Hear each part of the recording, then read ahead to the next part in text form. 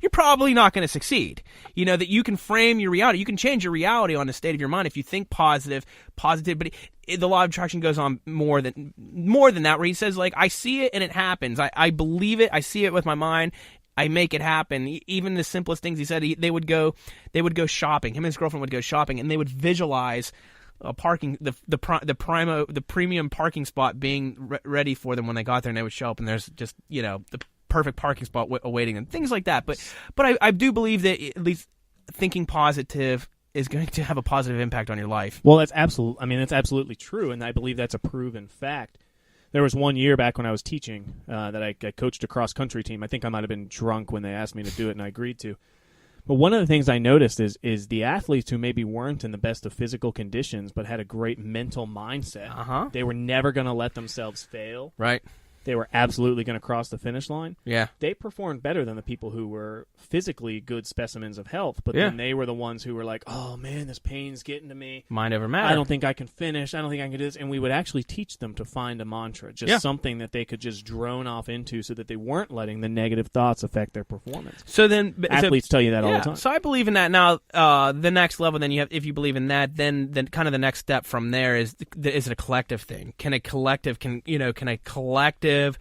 group of conscious thought have an even greater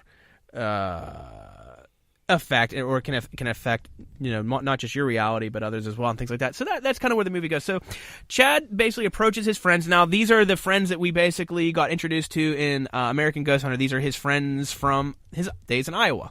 He had Mary Beth and Joey, and then that pussy. Justin. He always is complaining about everything, and I don't want to do this. And that's Joe. Are you sure you're talking about the right guy? Nope. Joey's the one that's the scaredy cat. I'm guy not sure about that at all. It could be Joey. I'm terrible with names. Justin's the camera guy, and he didn't I don't think he complained at all once. Joey is the guy that's always scared. That's always kind of being a dick. That was like in a Blood Red Sky's like, you're just trying to screw with my mind. Yes. I don't want to. That's Joey. Yeah. Well, okay. They both start with J. Okay. All right. So I'm like, Justin, like, really? He kind of. Well, Justin's the camera guy. Oh, well, no, he's not the one. So Joey, yeah. Joey, I don't like. Oh, of course. They paint Joey, yeah. We're all going to agree about that then. Okay. Now, so basically Chad gets his group of friends together, and he says, this is what I'm thinking. I'm thinking that, the state that our mind is in has an effect on our reality. I'd like to do a documentary where I put that idea to a test. What we're going to do is we're going to go to England. We're going to go to England to an old castle. Now Chillingham. He said it was Chillingham. They said it had like Scottish. So I don't know if he meant the United Kingdom. He said England, but right. I think during the but it said Civil he called it a Scottish War. castle. You're clearly more up on the Scottish and English history. But I think during the Civil War, like Braveheart times, the Scottish did actually garrison that particular castle, and I think that's at the point that all these things were happening. Okay. I believe it was a Scotsman. Well, that's the thing. So they go to this castle, and this castle is full of negative history. I mean, brutal slaughters of the people, and then then the guy comes in with an axe and just chops up children. Like 200 children he had kept left in a dungeon. Because he didn't want them to come back and seek revenge later down the road for killing all their parents and everything like that, so he's just like, well, we got to kill the kids then, too. Right. So a lot of messed up stuff. So a lot of cruel history in this castle. He takes his team to this castle, and more or less they're ghost hunting, which that I give him credit for trying to put this experiment together. It left me wondering a little bit. I don't know. He did an okay job. He tried, but he more or less is basically he comes up with this plan where he's going to put everybody in the group in like a different state of mind, and then see what the outcome is. So some of the obvious ones, the girl, what's her name again? Mary Beth. And it was definitely Joe, who I don't like. I Googled it. Okay, yeah. I was going to say, because Justin doesn't really like do enough to not like. Well, in this episode, one of them is cool and the other one's a tool. Yeah. And Joe is the tool. Yeah. I'm sorry about that, Justin, if you're listening. So Mary Beth, he puts her in a position of sleep deprivation.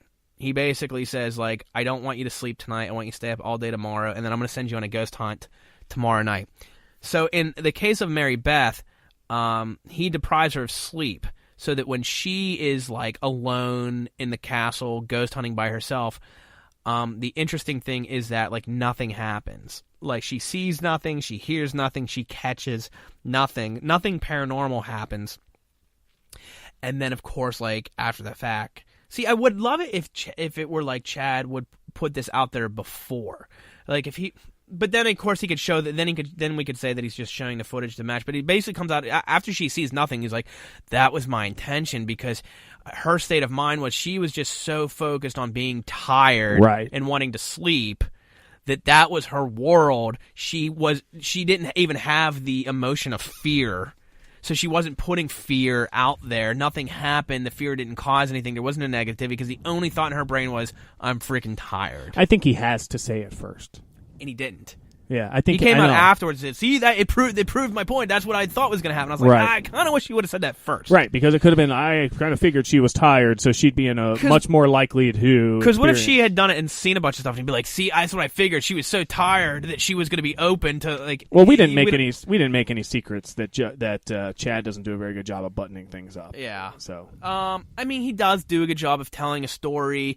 He is a storyteller. It's just easy to find.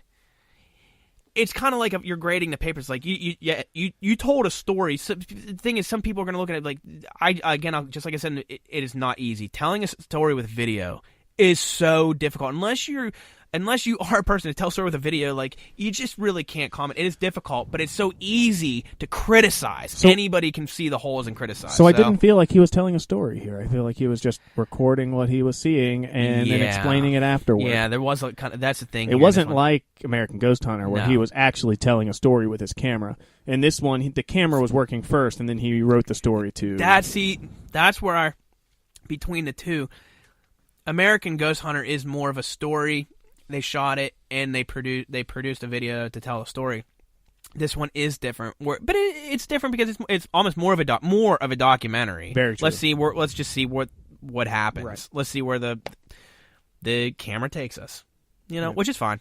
So, but when I say tell a story, like we're gonna watch Blood Red Sky, it still has to have a beginning, a middle, and end. It has to go somewhere. It can't just like go nowhere and have no direction, and then at the end leave us with nothing. Or it takes the point of a persuasive essay.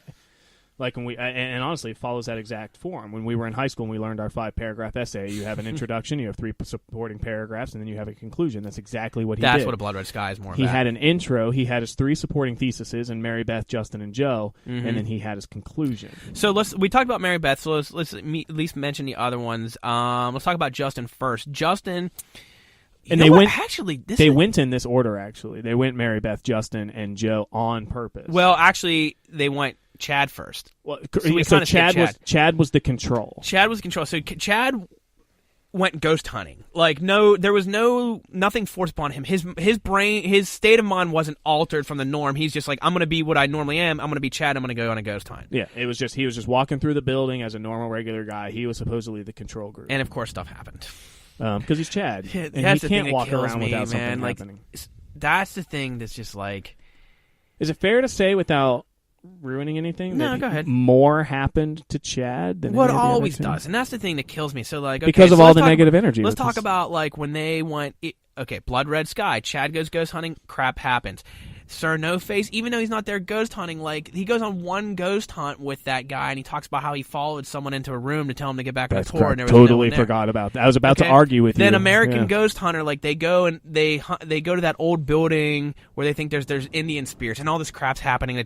Who's the crap happening to? Chad and Ryan. Well, there was the part. Other people, nothing else happened to them. Well, there was the part too where even in American Ghost Hunter, he was like, I was telling him about my experiences of the door opening and the ball going, and he didn't even see it, but then it just so happened to be on camera. And the thing is, like, in Paranormal State, like, the episodes that Chad was in, like, this is, and I'm not making this up, like, I forget what season Chad entered the equation, because, like, at one point, kind of, like, out of nowhere, Chad is just introduced as, like, hey, in this episode, we're introducing Chad Calek. He's a paranormal investigator, filmmaker, or whatever. He's going to join us in this, and, like, literally, like, every time Chad was on an episode, really crazy stuff happened. And so, like, and I'm not making this up, so what I'm getting at is, like, it actually started to cause a thing where, like, the new episode would come out, like, you'd wait till next Friday night, whatever night it came out, to see the new Paranormal State, and you're like, in the back of your mind, you're like, I hope Chad's in this episode, because when Chad's something on, cool will happen. Like, really cool stuff happens when Chad's on. And, like, they go to the Tilly Pierce house in Gettysburg, and, like, it's Gettysburg of all places, and not a lot is really happening, But then Chad catches some of the most unbelievable footage where he goes into a bathroom in the Tilly Pierce house, and there's soap on the left side of the sink. You've stayed in the Tilly Pierce house. Yeah. Right? Yeah, okay. Oh, you want me to do... Nope, we're getting off topic already. Okay, I just wanted to make sure I remembered correctly. I'll get right back on topic. But anyways, I'm saying stuff always happens with Chad. Okay, back to topic. So Chad goes on a ghost hunt, and of course stuff happens. Mary Beth is sleep deprived. Nothing happens. Now, here's the thing with Justin, though. And they had to tie things together. So they put Justin in this room before he goes ghost hunting on his night. They make him watch this really messed up video. Oh, that was crazy. By the way, this is definitely a spoiler alert, and I don't care. You will be rickrolled in this movie. Oh, yeah. Because in this really disturbing footage, they very clearly show the "Never Gonna Give You Up" music video. Yeah, by you do get Rick rickrolled. So you get rickrolled. Just prepare yourselves.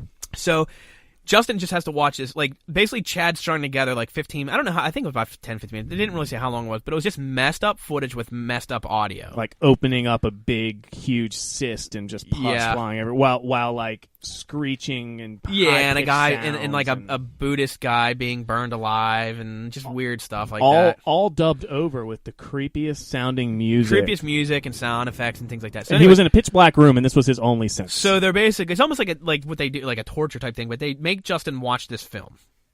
Then they send him out to ghost hunt. Now the reality is nothing happened. Nothing happened to Justin, but that's when they were saying while they were at their headquarters room watching Justin on the surveillance footage, like a door opened in there. So stuff happened, but it didn't happen to Justin, but it happened around them. And then off camera, someone knocked on the door. Yeah, they said that there was a knock on the door that we neither heard nor saw. Which is too bad, because I'd have loved to have heard that. And, yeah. And then Joey, they sent Joey. Now, Joey is, as you said, what did you call me again? I think I called him a pussy. Okay. I should have, because he is. So Joey is just a friend of Chad that's just like, really just like, very scared. Just really, really scared all the time. And then like he's cooperating, but he's also just very like. I don't even know why he. Like, why would he even agree? The whole time I'm sitting there, he made the movie tough to watch because of I how, know. like... That's what I texted you during this. I'm sitting there going, I can't... This guy makes the movie worse. Because why... In my mind, I'm sitting there going, this guy in no way in real life does this guy agree to do these things. No. So now I have a hard time following. But Chad would say, like, well, I wanted that type of a personality. Yeah, he's like my little brother. Yeah, so anyways, they kind of just freak Chad out. Basically, the whole thing, or not Joey, the whole several days, like, they do Joey last, so that everything that goes on can just keep freaking Joey out more and more and more. Even apparently, like, Mary Beth not sleeping was all to get to Joey, because Joey would be worried. Would volunteer to stay up with her. And he would be worried deprived, about Mary Beth, and he didn't sleep. He stayed up with her, and... So Joey goes and ghost hunts. Nothing happens to him. Well, he said that he could feel people something tugging in his, but they didn't catch anything or anything like that. Are you missing a key component on purpose? Or are you going to get to it? Okay, about the whole drug. See, it's tough to even explain that. They gave him a narcotic, what they called a class 3 narcotic. So when you watch the trailer, what do we think they gave him? Yeah, so I'll get to that in a second. When you watch the trailer, they say this is a highly illegal experiment. The only illegal thing they did was the class 3 narcotic, and potentially they weren't allowed in that building. I don't know. They were, because there was a guy that worked for the building there in the scenes with them. He was probably the guy knocking on the door off camera. But so they gave him a class 3 narcotic, but the whole thing was that Joe's best friend had overdosed from an acid, like an illicit drug. Hallucinogen. A hallucinogen is what they called it. And so they actually, the whole plan was to trick Joe into thinking that he got. They were like, we're going to give you a narcotic, and then after he drinks it, they were going to be like, oh, actually, Joe, we gave you a hallucinogen. Yeah. So that was supposed to be the whole thing, because then they were going to get him all worked up and see what negative energy he brought. Turns out he got worked up anyways. Yeah, he got worked up anyway and thought they gave him. Because 10 minutes after he drank it, he then convinced himself that they gave him a hallucinogen on his own. Which to me was actually more proof to the basic idea of the thought, which is that your mind can control your physical state. Because he was so convinced that he was tricked that he then started having some hallucinogenic effects. So to me, that almost proves the point more than... Well, and then, the placebo... That's what the placebo effect is. That's what the placebo effect is all about. So So basically, and then Joey goes hunting, nothing really happens, and then they come back, and then basically it ends with a scene where they're describing how the whole experiment worked. To see they're like, so basically sums up like this. They're like, well, when Chad went out in a state of mind that he was just going